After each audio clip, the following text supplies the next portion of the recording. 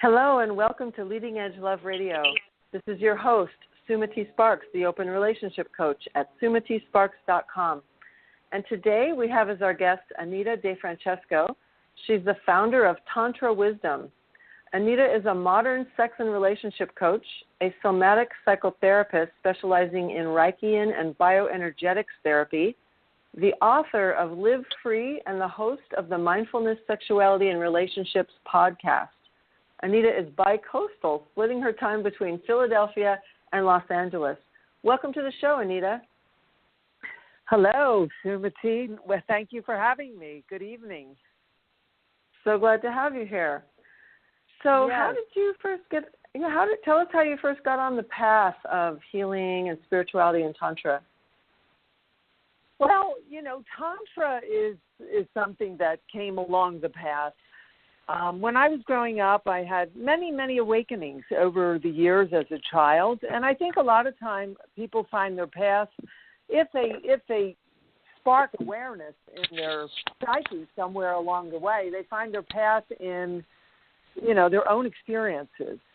And for me, I've had many experiences being sick as a child in a hospital from 6 months to a year with rheumatic heart disease. I've had other things that happened along the path, but I thought that everything that happened to me was part of who I was to become. So it was sort of a path that chose me rather than me choosing the path itself. And one of the things also that got me on to the path of love and healing is, when I grew up in a family where my parents didn't really know how to communicate and didn't really know how to love one another. Although the love was there, they just didn't know how to express it, how to bring it out, how to cultivate it, how to honor it. And as I was, moving in my path, I thought that respect was a big part of love. And a lot of people or couples sort of needed to learn this kind of thing. And that's how one of the ways I got into this whole Tantra. And it just the path started to carve out itself for me, being sick with a heart disease and, being an only child in a hospital amongst African-American kids where my heart, a lot of children were dying back then in 1966. And I opened my heart chakra, which I didn't know what a heart chakra was then, but I opened my heart chakra into knowing that I needed my heart for love, to be able to love someone. And so that's really how it started, of learning how to love someone. And, all the other experiences that came down the pike later, all were the awakenings. How did you know to open your heart chakra, even though you didn't have that language at the time? Was it just an intuition while you were young in the hospital? Well, I was laying in a bed. I was away for a year, but I was hospitalized in one particular place for 6 months, and that was a very profound experience for me because when it was a hospital just for heart disease for children, rheumatic fever, and when one day I didn't have any friends and no one talked to me because I was the only white child amongst African Americans. At the time, it was just at that year that's what was going on in 1966 in Philly, and we didn't play together because it wasn't a thing to do then. And I would tell my mother, I want to play with the kids, but society didn't allow that. It just was that way. And so I had to really. And being a child in there that couldn't see the parents because my parents couldn't come to see me all the time. It was too far away. And I was dying and children were being brought out in body bags every day. And I was scared. You're a child. So children, as a child, I guess I created my own survival method of reaching out to make these hospital children my best friends. And I realized on some creative level, I reached out to them, and I was like, who's coming to dinner in 1966? And from then on, they were my friends when I left the hospital. And when I was in there, literally, they did and I did. They would come to me and like beat me up because it was like that's what was happening in the world. But then I turned that whole thing around creatively. I just, all of a sudden one day, I just start moving my body, undulating in the bed. Not that I knew what undulation was. And I was, wasn't allowed out of bed because 105 fever, they soak you in ice every night, and you're not allowed out of bed. And Joseph Pilates had the same disease, and he, used to do that with the sheets and make all these kind of reflex hinges and things. That's how he came up with Pilates equipment work. And he had the same disease. And although he was older than me, and creatively my heart opened up, and I don't know what happened, a miracle. I was just like everyone was wanting to be my friend. Wow. Yeah, and I opened up this whole chakra, and all of these kids, I reached out to them because I needed their love to not die. To not die. And I'm telling you, I witnessed 10 body bags being brought out. And you're a kid, and you're like, oh, my God, you're next, because they didn't have enough medicine then to heal rheumatic fever and asthma. It was asthma and rheumatic fever. And I consider myself not to be lucky. I just consider that life is a gift, and that I was able to have that intrinsic talent of knowing how to get to a heart, how to get people to open up, and how to get people to not live in the war zone of the mind, the hate of the mind. Because in those children, which you could not blame them or me, but in their mind, I was considered a pharaoh, like an outcast, because, hey, whites and blacks didn't talk then. And in Philadelphia, that was very, very, very prolific here. It was people didn't go in the same restaurants. And so when I went to the hospital, for that particular year, it was the first year that it was like an all-girls ward, and I was the only white child. And I didn't want to stay because it was culture shock, and then. But that is how I overcame prejudice at that time. Not that I knew what prejudice was then, because I didn't learn prejudice. I learned the opposite.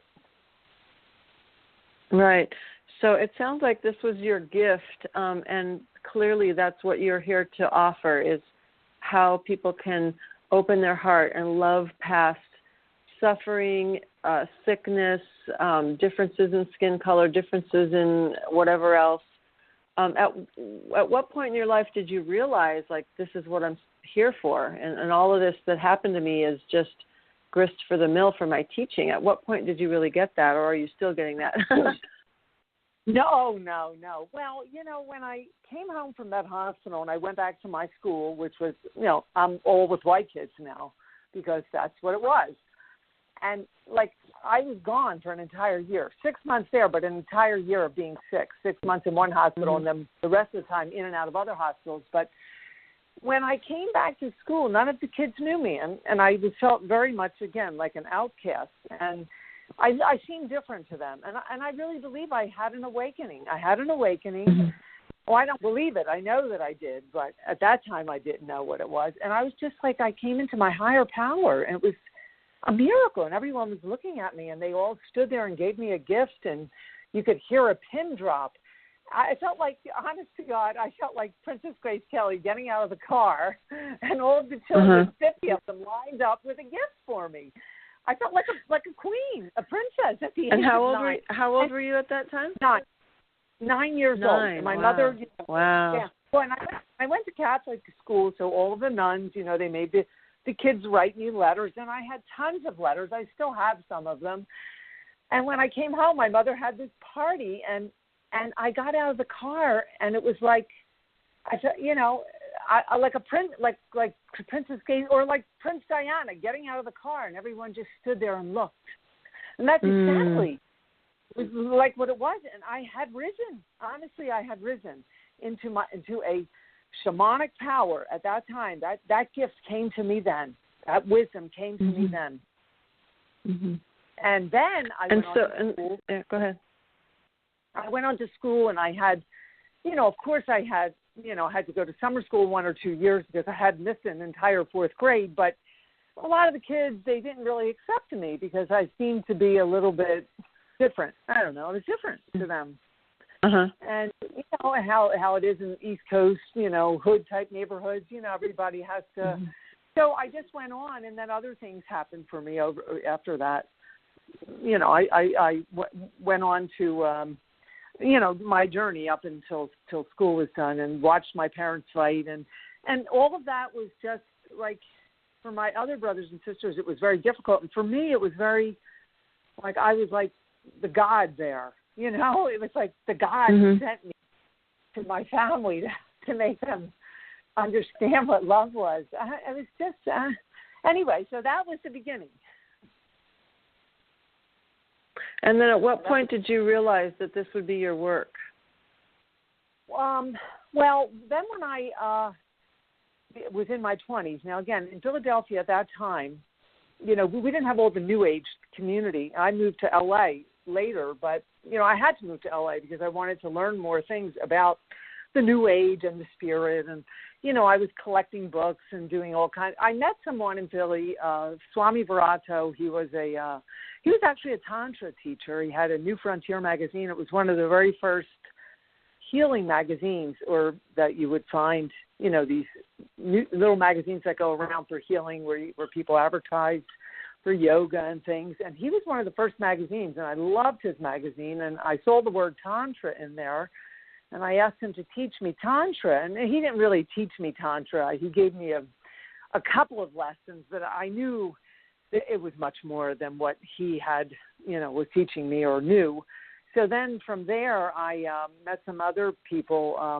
I was dating a man, and then he was a married man or separated, and him and his wife had this book called The Sexual Secrets, that very famous book that was one of the first Tantra books out. And he had a couple books like on Tantra and sexuality and Kama Sutra, and he had like a box of them. I mean, a box of them, and he gave them to me. I still have them. And I was like amazed, because he was very conservative and very provincial, and Philadelphians, I didn't even think that any Philadelphians back in the 80s bought sexual books.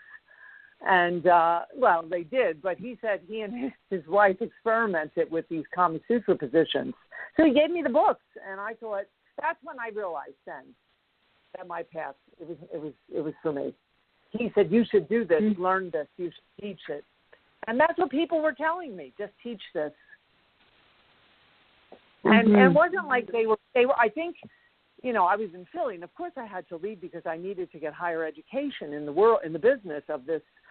And it wasn't going to be here in Philly, because Philly is just starting to pop now here. And when he gave me those books, then I ended up, you know, embarking in different sexual things with people, and moved around from darkness to lightness. And then I ended up going to California. But I knew at that point that it was, but I knew I had a lot more study to do before Tantra. And I just knew everything that I studied. I just knew that was all Tantra, that Tantra was everything. It wasn't just sex. It wasn't just romance or sexual energy. I went to LA and I started studying. Well, I was already studied yoga, but I had gone there, and then I really got into yoga and mastered yoga. Then I got into dance movement therapy, every kind of movement you can think of. I've studied with every dance movement artist, teacher from San Francisco to LA, contact improvisation, breathing this, breathing that, everything. And until I was ready to leave LA, and then I decided I'm going to call myself Tantra Wisdom, because then I start going to Tantra classes, and it was everything that I was doing. So I realized I had to study all these other things, because there's a repertoire of work that you do. And you just don't go to Tantra and learn how to sit across from someone and do a cobra breath. There's a whole bag full of tools. And I did study all of those tools. It was just, I kind of just fell into them. And I had this desire really I had this burning desire inside me, that it was a desire that I was being called to do. So it was something that was calling me, like, go. And as much as I was here in Philly and I had lived in New York before I went there, I wanted to go, but I didn't want to go because there were things here in Philly that I wanted to do, but I just woke up and I said I have to go. It was almost like somebody was holding my hand, taking me there. And then I went for 20 years. In LA, all the doors opened for me and everything, you know. Mm-hmm. Every door opened, you know. Mm-hmm. So, and cool. Well, that's a really interesting story. Yeah, and I also, before all that, there were many other awakenings. Like I had sexual trauma, you know, a date rape, that kind of thing. I mean, a lot of people have these things. But when I had my sexual trauma that happened to me, a boyfriend in Philly before I went and date raped me and his friends, I realized that even at that point, I realized that I was put in that situation so that I could learn about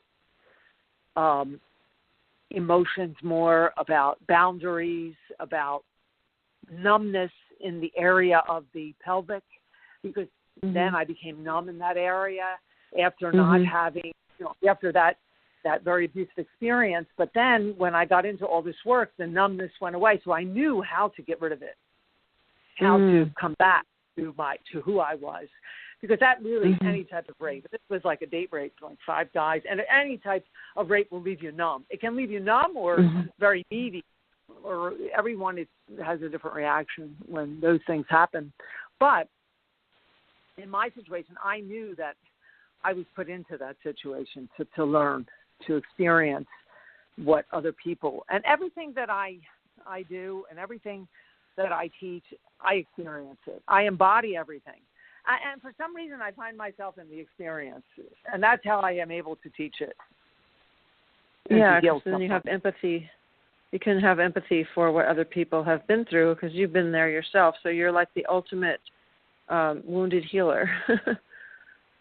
Well, yeah, but I don't. Yeah, I guess you could say wounded healer, but you know, I feel like I recreated myself. Like I don't have any scars of that, like that sit in my head, where a lot of people, they need cognitive restructuring, because even if they work the pain out in the body, they still you have memory, but, you know, with all this Reichian therapy, bioenergetics, Dr. Wilhelm Reich's work, and all this heavy-duty breathing that I've done so dedicatedly over the years, that you just recreate yourself. So I don't consider myself to be, a survivor or a victim.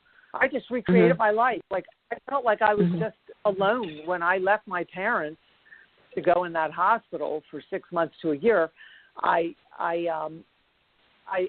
felt like I was like recreating me. I was rebirthing myself. Right. And so I felt like after I got out of my mother's womb, I just became reborn again. You know. Right. And I didn't have all her pain. It was like, and over the years, like I'm keep rebirthing. Rebirthing was one of the breaths I've studied at first with Sandra Ray here in Philadelphia. And I don't know if you know who she is, Sandra Ray. I've heard the name. Is she the creator of rebirthing? Her and Leonard Orr. And okay, yeah. But she was one of the first. It was funny. I took a rebirthing class in Philly, and she's friendly with Tony Lamastro here, who does that work with her. And it was just the weirdest thing. There was so many people in the class, and she became the one who rebirthed me, the teacher, the guru herself. And she rebirthed me, and she said, "You have to go to California."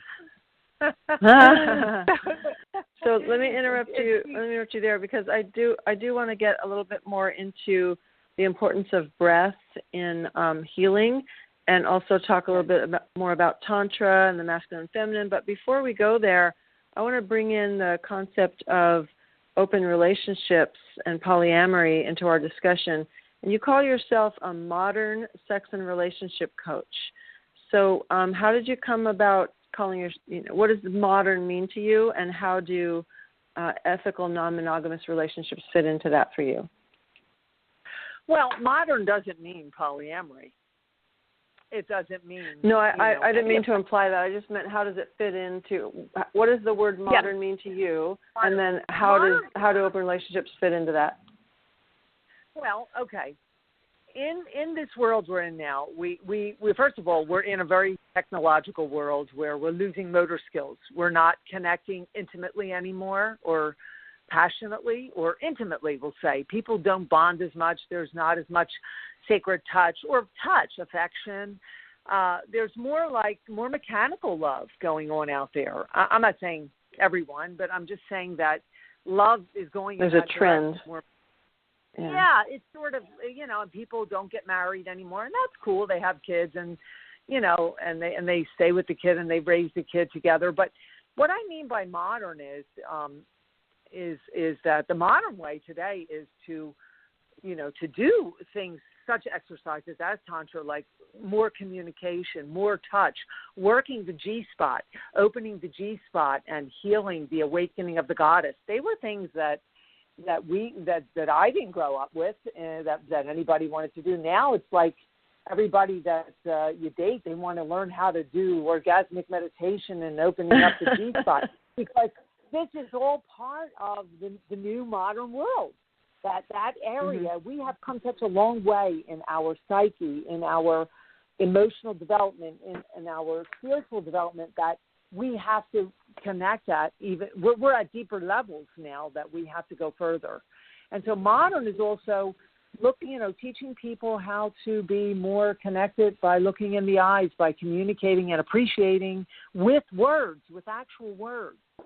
Because they take on this kind of personality in the beginning, words and things, and you're so great, and I love you, and then they don't do that anymore after a while. So modern is to become more connected, bonding through communication, through keeping that alive throughout the relationship, working each other's G-spot, the lingam on the man, finding new ways to make him happy and please him, and honoring his lingam, honoring the sexual parts of the body that never really got honored. People just had sex.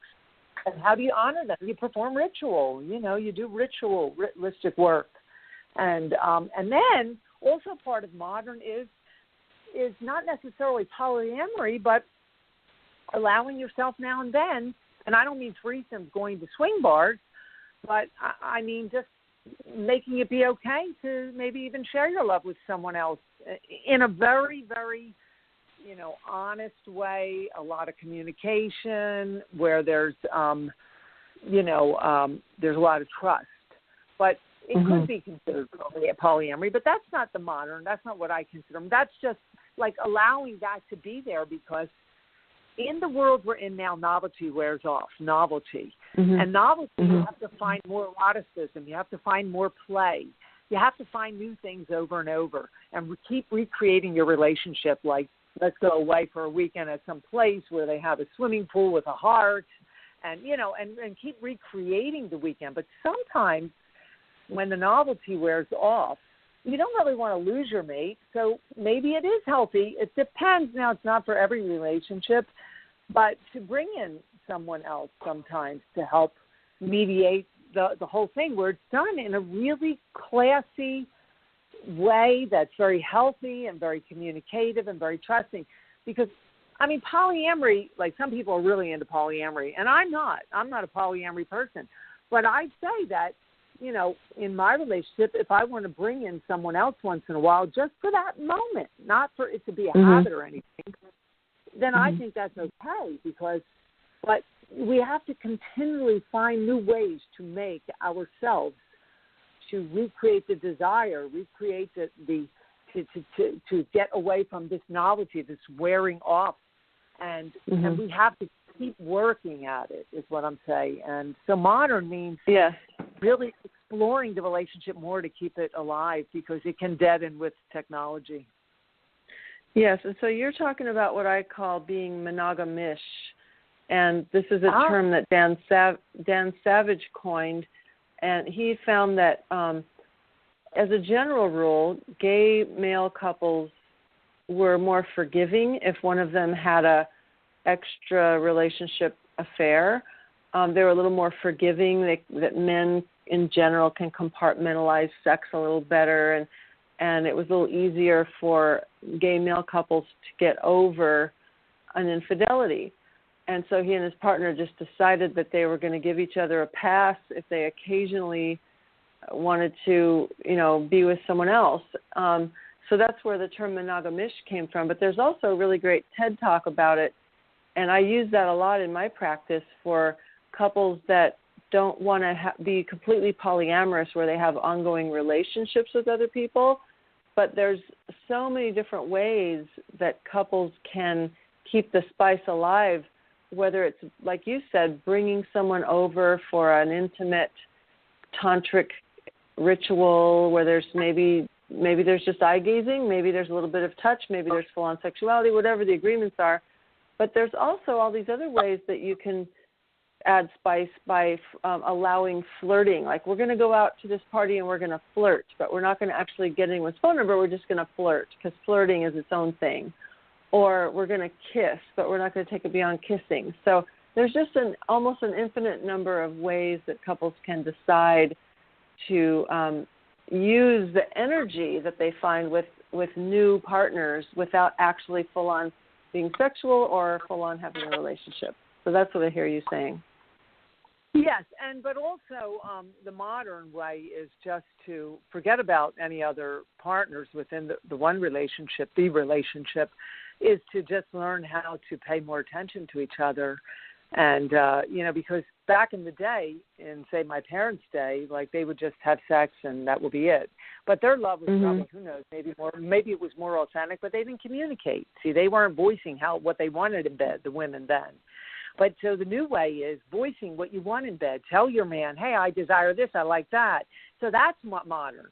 So it's back in the day, they do that. Sexual revolution is a whole other thing. That came in, and everybody was just having sex, get high and have sex.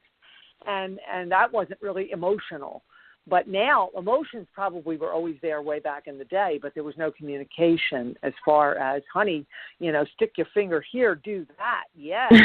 Like kinky talk in bed, kinky talk in bed. Yeah. Because that's really important. And the woman didn't have the voice, and that's what's modern. And the man having the feminine energy that he didn't have way back in the day. They were very, man, macho. We love that, but we also like that heart. We like the vulnerableness.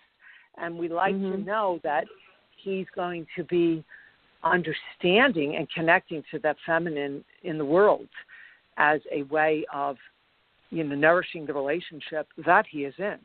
So this is modern. As far as having the other person, that's whatever. I mean, this is modern. Voicing. Got it. Yeah. I love that. Yeah. Okay. I was just going to say, if you're just joining us, you're listening to Leading Edge Love Radio. This is your host, Sumati Sparks, the Open Relationship Coach at sumatisparks.com. We're speaking with Anita DeFrancesco, who's the founder of Tantra Wisdom. She's talking about modern sex and relationships. And I'm really excited that you were talking about using your voice, and I want to dig into that a little bit more. I've been thinking about that a lot because we've all been trained to not talk about sex, and having those consent conversations or those sexually transmitted infection conversations can be really hard when people aren't used to talking about it. And then even during sex, people have been trained that they should just know. They should just know what your partner wants, or you should watch a porno and figure it out. And we all need to be talking more, and we need to learn how to make talking sexy. So that's an article that I'm working on. It's called Using Your Words, How to Romance in the post Me Too era. But what I want to talk about right now and ask you about is I've had this thought that the reason why women have so much trouble even knowing what we want in sex, let alone asking for it, is because of the old patriarchal programming where we were told that, if you're a sexual woman, if you know what you want, that you must be a slut or a whore. And so you have to pretend like, oh, sex just overcame me. I don't know. It just happened. So have you thought about that and how difficult it is from our internalized oppression around female sexuality, how difficult it is for women to find the words to figure out what they want and be able to speak it? And be able to be accepted of themselves and the world. Mm-hmm. Because the whole slut, the patriarchal thing about, a woman that is independent and she's able to stand up and voice her opinion about sexuality, she could get knocked down as being called a slut. And I'm thinking about Madonna when she made that speech at the Billboard, and she talks about this. You should really listen to that Billboard award. I did. I saw that. Brilliant. Yeah, great speech. And I thought that was very empowering because she literally became a slut in her performances. But she didn't become a slut because, she became a slut because she was having a voice. And, the voice was saying, hey, this is okay. But I think that when a woman is, a woman will always someone will always put a lid on her, or at least back then, into keeping her, locked up in a box.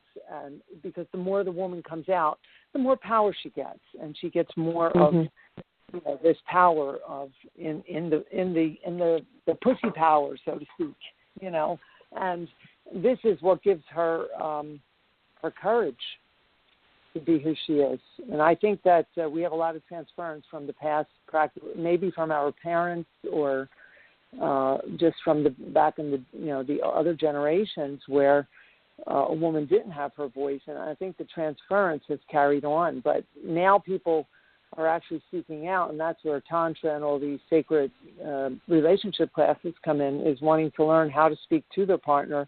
But mainly, more so, is that the partner, especially the male, is accepting of it. Is able, and our job is to teach them how to accept that she's asking for this without him feeling like his power is being taken, because we have to really address that.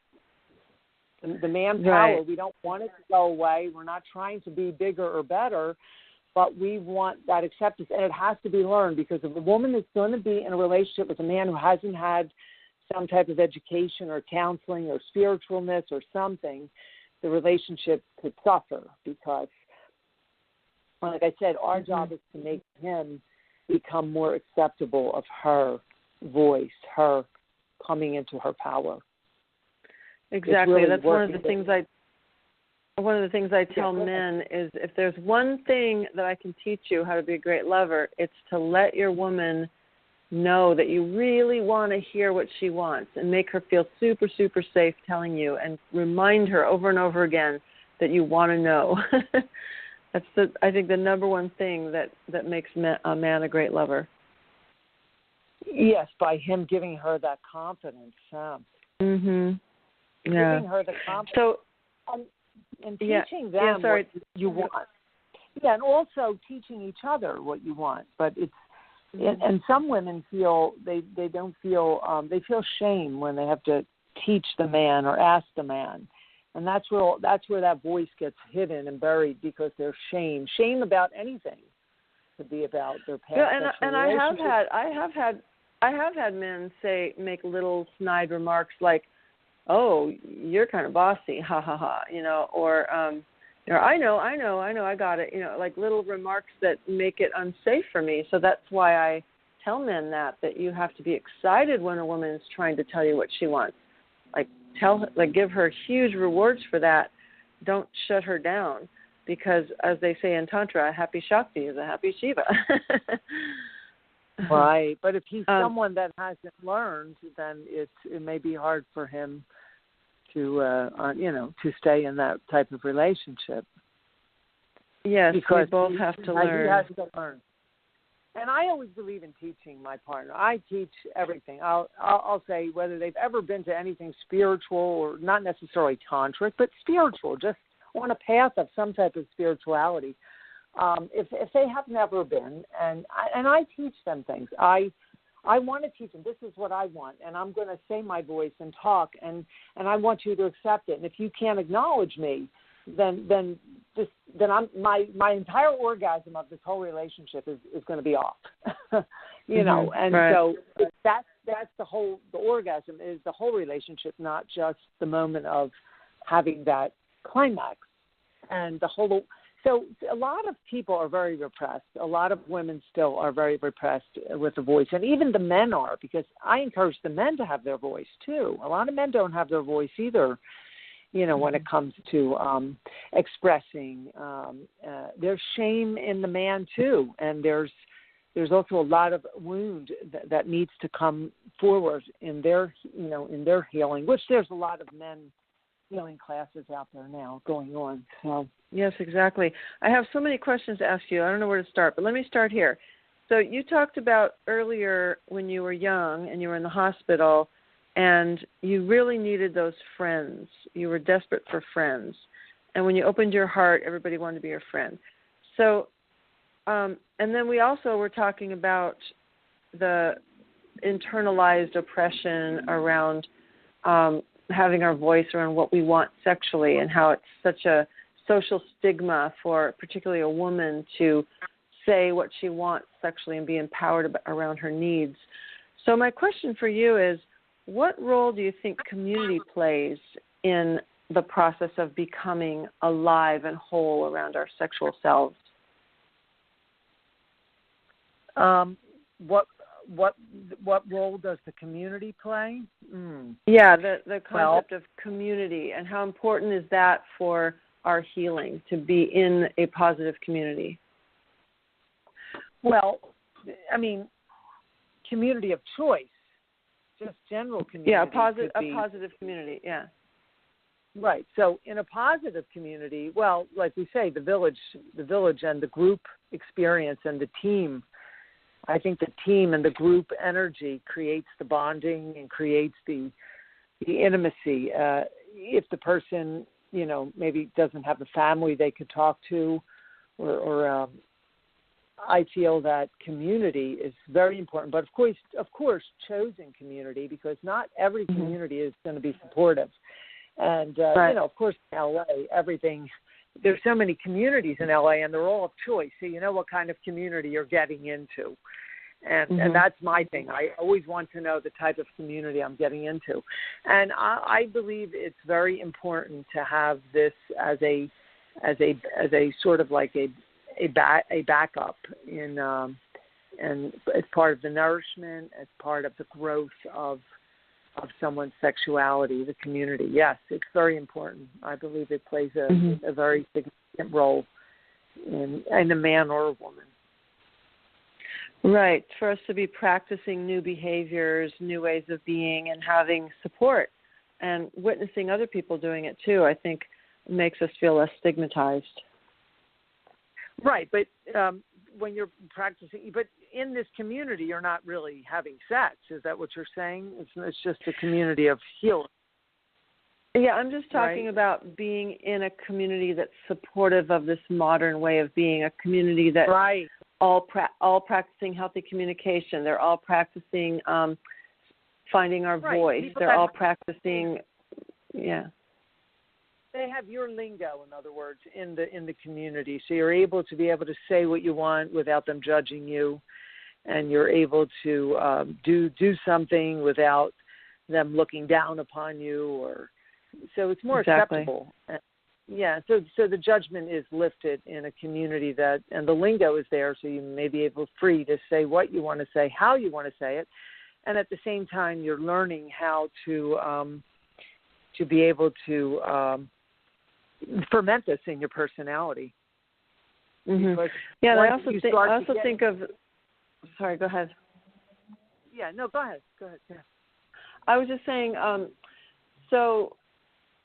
so much of like psychotherapy comes from this individual work that we do. We, in the history of psychotherapy, not so much recently, but historically, we go into a private session with a therapist. We hardly tell anybody that we're going to therapy because they might judge us as being crazy. And a lot of people won't even go to a therapist because they think it means they're crazy. And they're supposed to just heal themselves and get better from working with the therapist. But I just feel like so much of our healing can't be done in isolation like that. It needs to be done out in the open, being witnessed by multiple people and having lots of support around you like you had in the hospital, like you were craving friends. So we all need to be seen in community.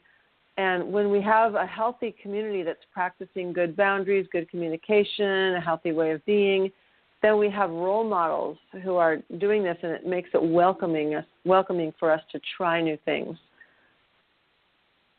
Yes, and the role models are your new people that you look up to, and Exactly. the boundary.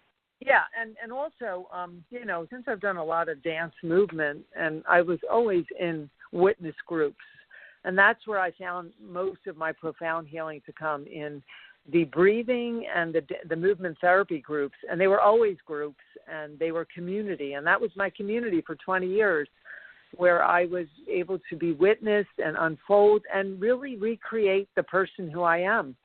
So I stepped out of my hood where I came from, stepped out of the family, and really, really recreated myself through the communities that I chose to work who I was with. The witnessing is very important to be witnessed, especially in whatever it is that's unfolding in you, and wherever it is that you're recreating yourself. So the witnessing needs to be there. Yeah, that's the key. Yeah, that's exactly what I had in mind. I figured you must have used community a lot in your own healing. That's perfect. Another topic I wanted to talk about was you say on your website, emotional freedom is the path to healthy eroticism. So can you talk a little bit more about what that means? And I just took a portion of the quote, but emotional freedom is the path to healthy eroticism. Can you talk about why that is? Well, eroticism is, it can be many things, but eroticism has to do with your sexuality, your sensuality, what I'm really saying is that without emotional sanity, eroticism is not going to be that healthy or that good. You won't have it. You won't have that desire. So in other words, I know that sentence I made, erotic, I have to go back and read it. So you're only as healthy as your emotions are alive. You're only as healthy sexually. You're only as erotic, and eroticism is the thought of eroticism. It's the sensual. It's leading to the passion and leading to the arousal. But if you don't have your emotions that are alive in your body, and if these emotions are repressed or they're buried and you're not experiencing the flow of them, the life of them, then eroticism won't be there. You won't even know what desire is. So you're only as healthy as you are healthy. Let me see, that's what you. I don't have my website on. Emotional freedom is the path. To yeah. So in other words, you're only as free. If you don't have emotional freedom, you don't have freedom. And how can you be free sexually? I mean, someone can have sex. They're not going to be free. They're not going to experience the greatest orgasms or the full orgasms. They're not even going to understand what it really is to have the desire to have not only desire, but to have this arousal level without your emotions. So it just becomes in the mind. So the senses are deadened. So in Tantra we teach about the senses, but my whole thing is emotions, because I knew as a child that when my heart was closed, that was one of the biggest emotions of the body, or at least where emotion comes from, a lot of it, and that was deadened. And I knew that my sexual would suffer, and that's why I was exposed to rape and different things after that, because my heart wasn't fully open, and I knew that when my emotions were healthy, that I would have healthy sex. I would have healthy eroticism. And eroticism is your, I was just looking that up today, the exact thing about eroticism. It's your senses. It's your, how much of your senses do you allow to be free or to show in a relationship? Do you allow the senses to be there, or are you repressing them? Are you in shame? So there's this whole thing about the sensory emotions. And without them, eroticism is dead. Right. So if someone comes to you... Eroticism needs sensual.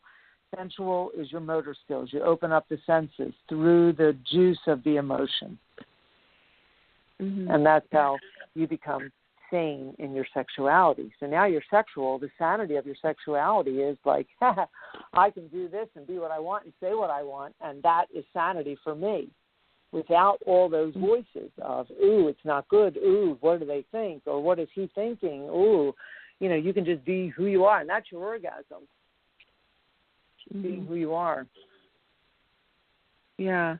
And so if somebody comes to you and they are emotionally shut down in one area or another, or their body's numb in a certain area, do you use breath work? Is that an important part of what you do to help them heal and get through the armoring of their body? Tell us about how breath work helps people heal from body armoring. Well, I work with her split. I feel that we're split from the lower body to the upper body. Now, we would, in Dr. Wilhelm Reich's work, it's called, there's 7 points, and they would be like chakras, but of course, he was a medical doctor, so he doesn't really talk about chakras. But you have all these different centers, like you all the way down. And the first part you want to address is the eyes, because the eyes have the most armor. And if someone's eyes have armor, which means they're not fully connecting to you when they look at you, and when you're having a conversation, that means that they're not really feeling in their body. And a lot of people that come to me, their eroticism is suffering. Something in their sexuality is suffering because their emotions are deadened, because it means they're split. And the armor is the unexpressed emotion that lives in your muscles. Now, it doesn't come away from a massage. You can massage your muscles all you want, but the armor in there, that's unexpressed emotion in the character, will not be released that way. It needs to be released through the orgone energy breathing, which is a charging up type of breath to work with fossil emotion in the body at a cellular level. And once these fossil emotions start to recharge inside, it's almost it's like you're suturing, opening up the body to recreate it. And then you fill it up with newness. And then what happens to the individual is that they have to go through a series of rebuilding themselves. They will start to feel a little bit, like naked, because armor's starting to come down. But they need a support group, and of course me, the witness, the teacher, and the group. And what happens is once they start to undo these layers, then they get a little bit more of a voice, and their eyes start to look more expressive. They're segments. They're called segments in the body. And once the eyes start to look, the pelvic area starts to open up and starts to feel the arousal. And so desire comes back. Desire comes back. Because without desire, without the thought of desire, your sexuality, desire is necessary for good sexual life. And desire is necessary to just want to be passionate about things that you're doing, your creative projects and things. So desire is deadened when there's that split, or it's not fully there. And this is really involved work. I mean, I have helped so many people get their split back together.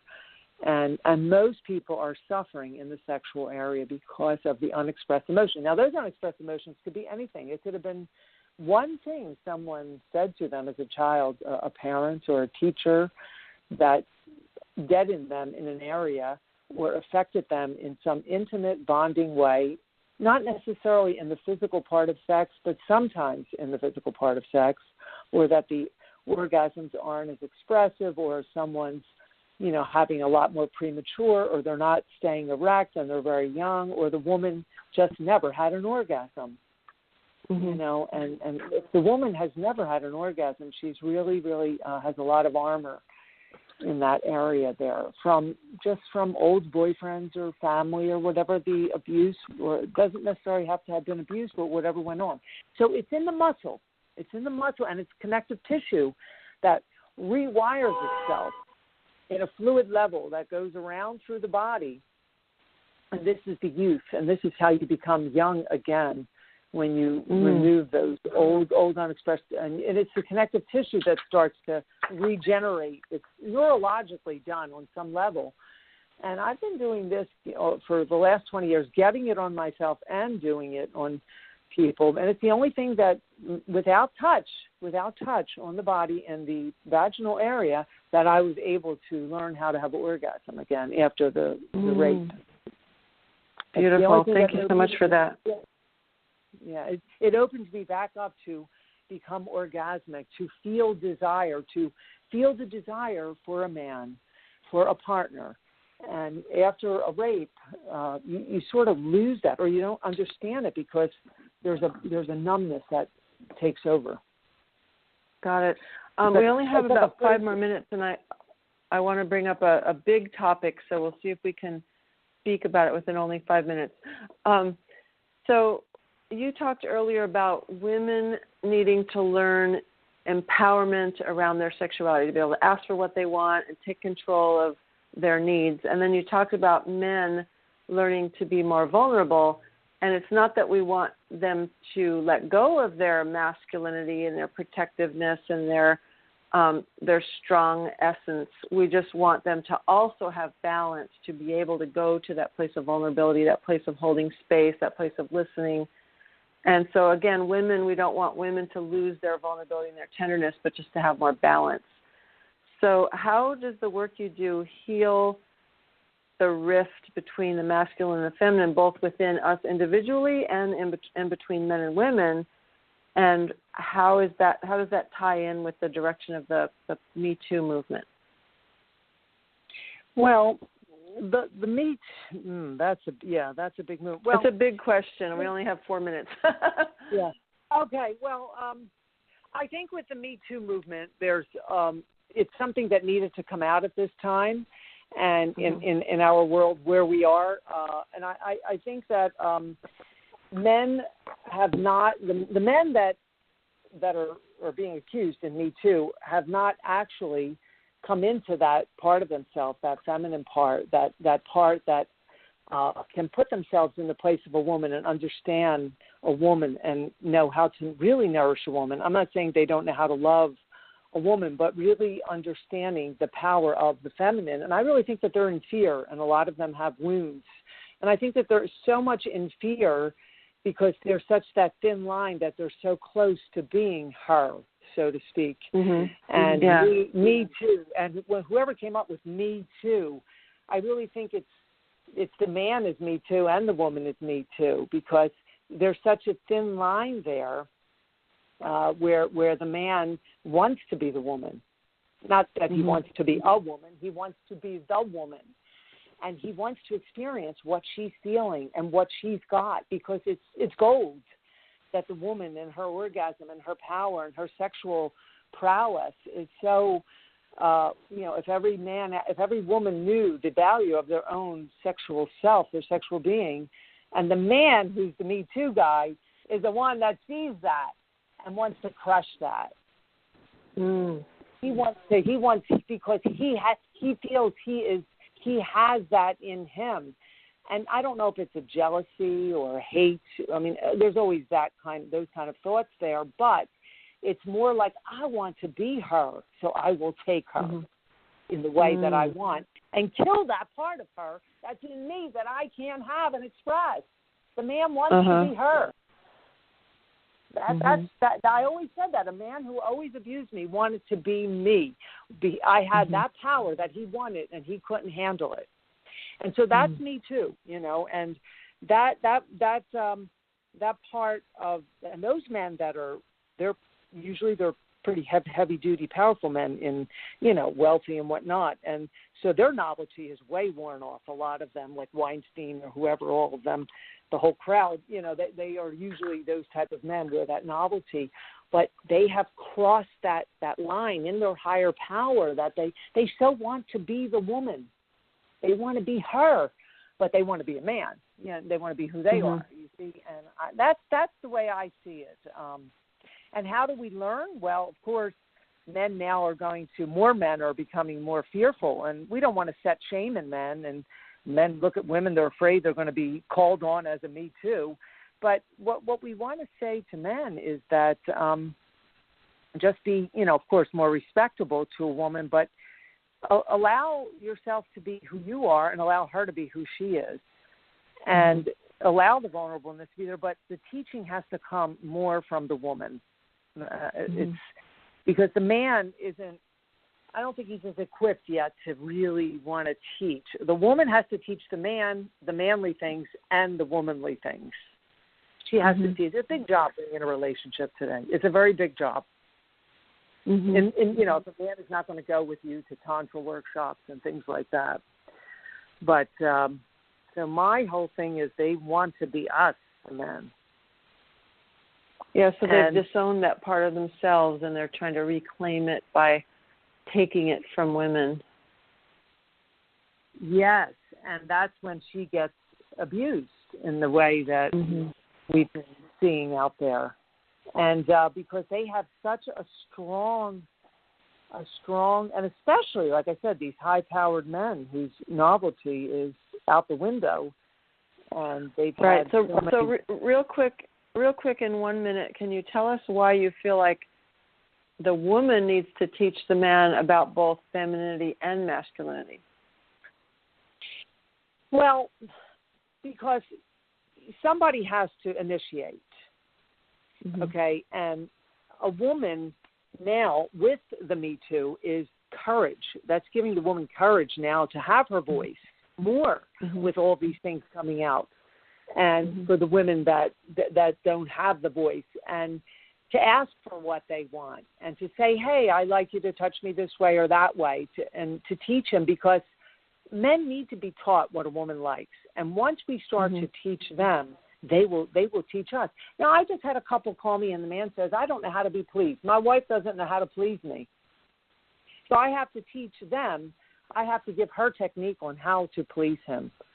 But there's a lot of giving and receiving exercise. There's a lot of giving and receiving exercises out there that starting with communication and touch. But I really believe that the woman is the teacher, the mother, the woman. And then the more we teach, more men become involved, they will start to be teaching. Okay, thank you. We only have a minute, so I want to give you a chance to tell our listeners how they can reach you. And I believe you also have a gift for our listeners, so please take it away from there. Yes, I can be reached at tantrawisdom.com. I have a Facebook group, Tantra Wisdom, so it's a real popular group. You can go on there and post and see what's on there. I have a lot of people putting their stuff up. And I have a free 30-minute breathing consultation for anyone that would like to try out some of the breathing work I do. I can work with you in Skype or in Philly right now. That's the city I'm in, or New York. And how can people reach you? Through your website? Through the website, tantrawisdom.com. And there's a way that they can write to you there through your website? Oh, sure. They can get the email in there, yeah. Okay, great. Info at tantrawisdom.com. Perfect. Okay, Anita, well, thank you so much. It's been a really enlivening conversation with you. I really loved it, and I so appreciate your time, and hopefully we can have you back another time. You're just a treasure trove of wisdom, so I'd love to have you back in the future so we can get a little bit more deeply into these topics. Yes. Thank you, Samadhi. Thank you very much. I enjoyed speaking with you. Your show is wonderful, and have a good evening. Okay, thank you. Good night. So next week on Leading Edge Love Radio, we're going to be speaking with my friends Amrita and Apollo Grace. They're certified spiritual sexual educators, and Amrita is the co-founder of the Sacred Feminine Mystery School in Maui, and they travel all over speaking about sacred sexuality, and they're a real role model of a beautiful, dynamic couple who's practicing what they preach. So please join us next Tuesday at 6 p.m. Pacific Time for Leading Edge Love Radio. Good night, everybody.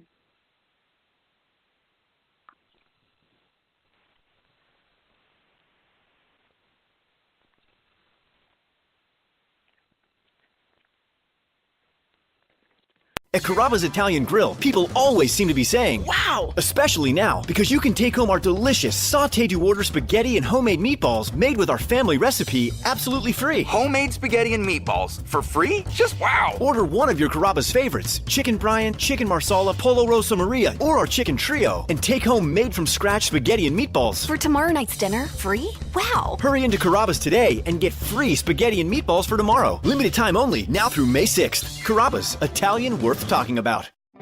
Put a new face on an old kitchen. The Home Depot's cabinet experts can reface your kitchen cabinets for a mini makeover in a fraction of the time. And right now, you can get an extra 15% off. Our licensed local experts can get the job done right away. So don't face another year in an outdated kitchen. Try refacing it. Get huge savings now. Only at the Home Depot. More saving, more doing. Offer valid through April 25th, 2018. License numbers available at homedepot.com/license numbers.